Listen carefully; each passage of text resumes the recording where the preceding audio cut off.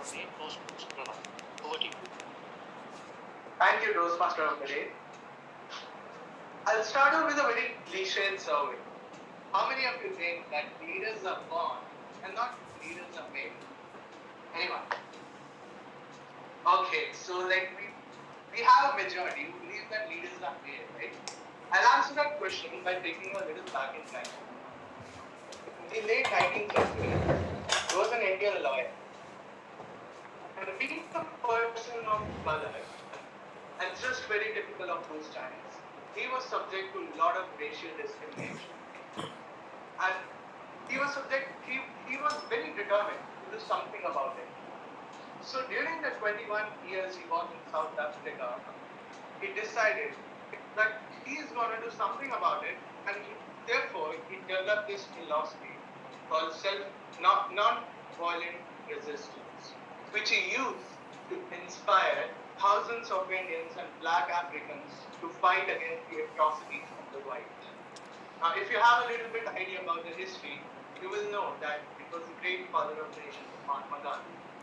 Now, Gandhi was an average lawyer from an average background and didn't particularly have any distinguishable traits of a leader. Yet, if you think of the great leaders of the 20th century, Gandhi is one of them. Now, Gandhi wasn't a born leader, he became one. I'm not trying to say that this story proves that leaders are made, but it instills a hope among us. Leadership is a skill set which can be inculcated if we give it considered effort and practice. A leader is someone who tends to motivate and inspire.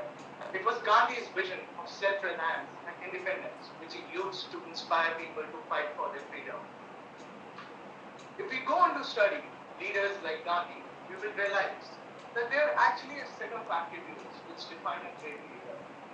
Now, these are the set of attributes which allow them to command influence, establish trust, and gain more followers. Leader is thus an amalgamation of following attributes. They are effective, they are articulate in communicating their expectations and goals, which is essentially they are an effective communicator, number one.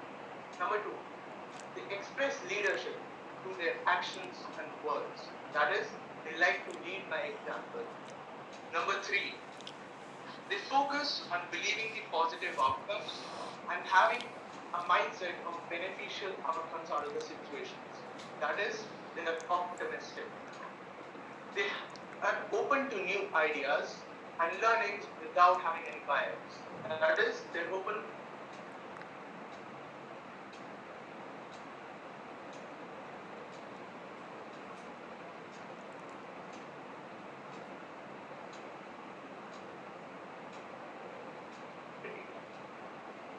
As Toastmaster, we all are aware that there's a hidden leader in all of us, which is just waiting to be unleashed in full potential.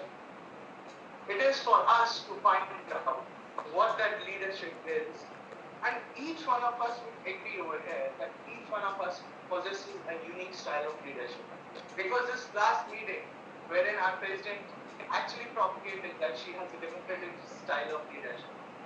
Our immediate past president, I believe, has an authoritative style of leadership. There are essentially 8 styles of leadership. I'll name each one of them. It's bureaucratic, democratic, innovative, pace-setting, altruistic, affiliated, coaching.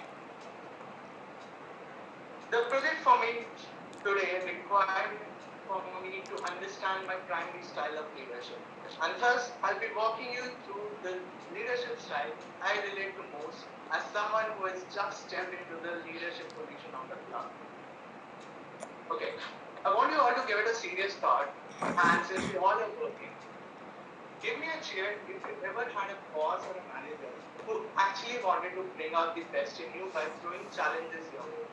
And actually pushing your limits by using words of affirmation instead of words of disgrace. Anyone, if you ever had once, that's such a good number that really means that we are being led by a leader and not a boss in particular. I'll introduce you all to this coaching style of leadership.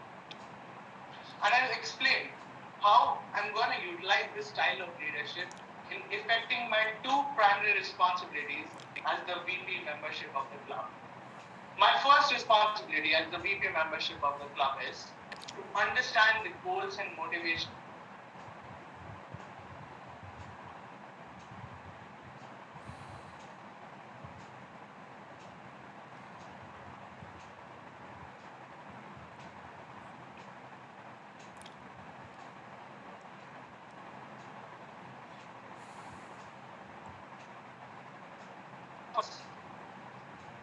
my second responsibility as a VP membership. It is to take care that members, that guests are having a smooth transition from being guests to actually becoming a member of the club. Now, the coaching style of leadership requires me to understand my guests well, that why they want to join Toastmasters. And then after having a good understanding of that, offering a best product market fit, which is essentially convincing them that how our club is best suited for them to embark their journey as a leader. On the guest over here might think that I'm one of those marketing guys.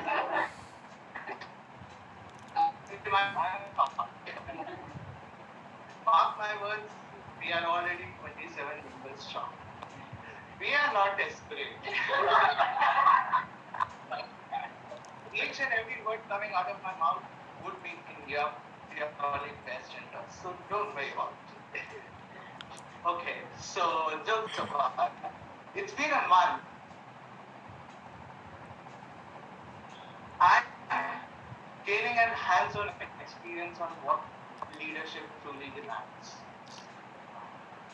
It really does not matter where we're coming from, who are we, like how much experience we are having in a league of faith and embark upon this mission called leadership.